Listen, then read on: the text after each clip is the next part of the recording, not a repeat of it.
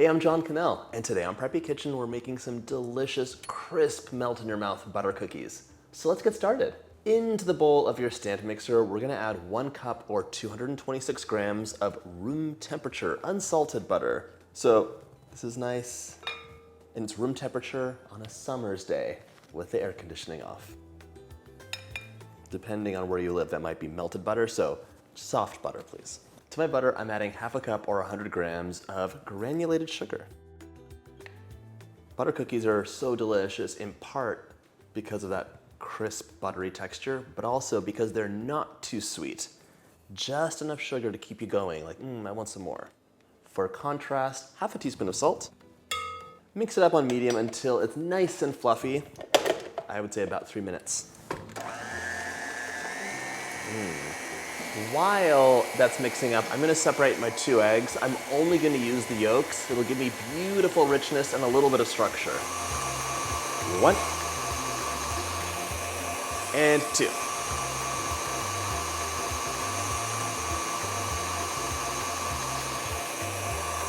You can freeze the whites and use them to make a meringue later, or have an egg white omelet if you desire.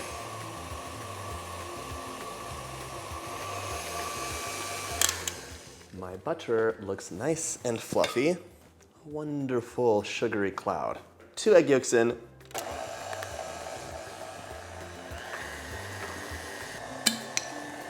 Two teaspoons of vanilla.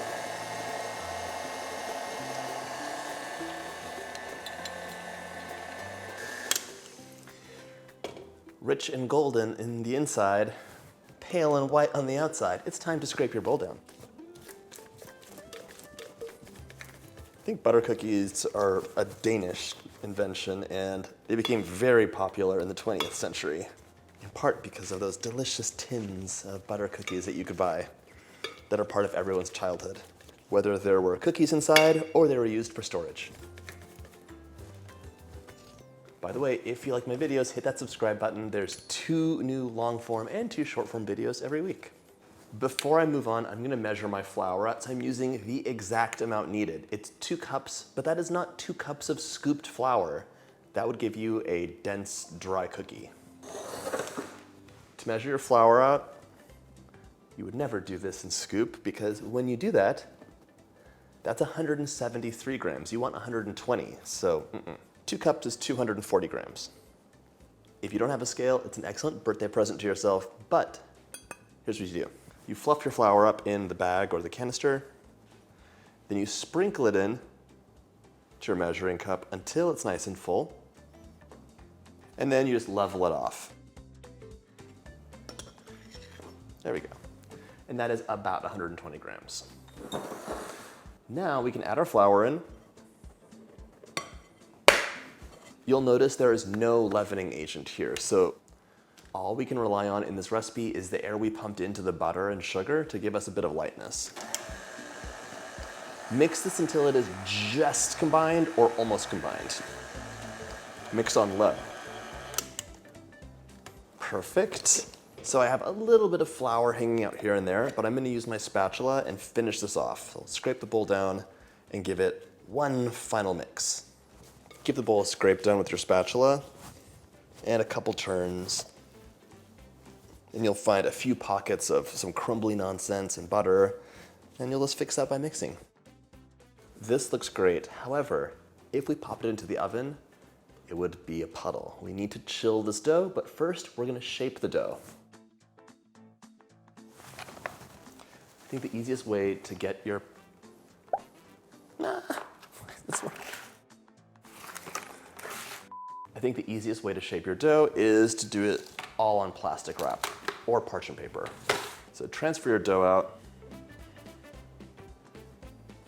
You can lightly flour your hands, shape the dough out, and when you do this, you'll feel how wet it is.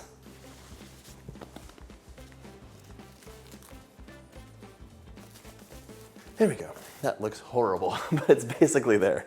So now you can wrap it completely and give it a little roll.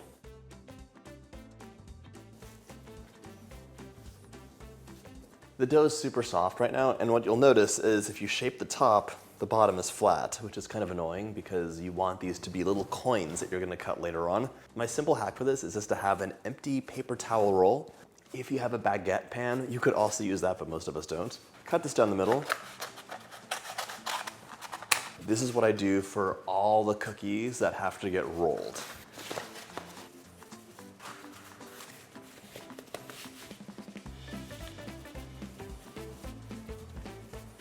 Okay. So now I can put my dough into the refrigerator. It'll hold a round shape, and when we come back, it'll be much easier to shape and cut. You'll still give these a final roll once they're chilled, so it'll be nice and perfect, but this is a great head start. This needs to chill for at least an hour in the refrigerator. You could make this 1 to 2 days in advance, and it'll just hang out in the fridge, ready to slice and bake. If you want to make this well in advance, which I often do for the holidays, I'll have tons of cookie dough in my freezer ready to go. This could be in the freezer for up to 2 months. Just make sure it's well wrapped and in its little cardboard tube. We're going to chill it up now and then finish it off with the magic of editing.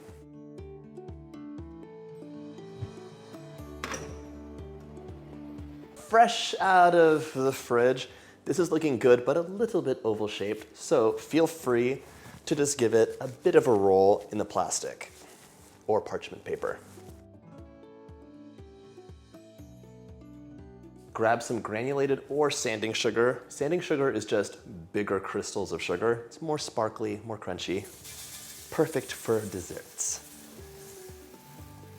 Unroll your log of dough. And now we're gonna roll this in our sanding sugar. And you can use colored sanding sugar.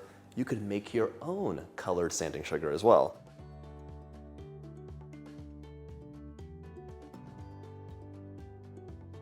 If you want to make your own colored sanding sugar, granulated sugar in a plastic bag, 1 drop of food coloring, and mush it together until the color is on all the sugar.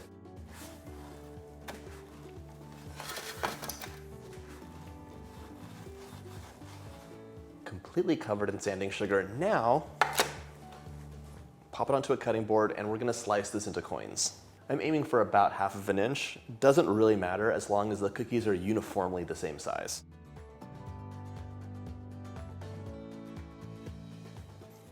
If you have any cracking in the center, just mush them back together a bit.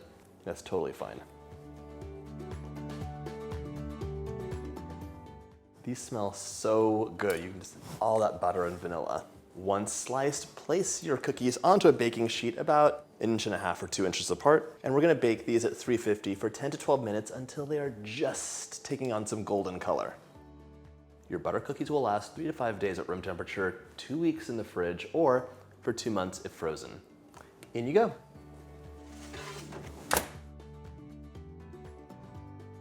Out of the oven, smelling amazing and ready to enjoy.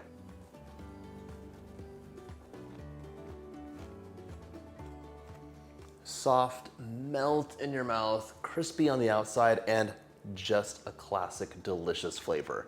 I hope you get a chance to make this amazing recipe, and if you like my videos, hit that subscribe button and check out my cookie playlist.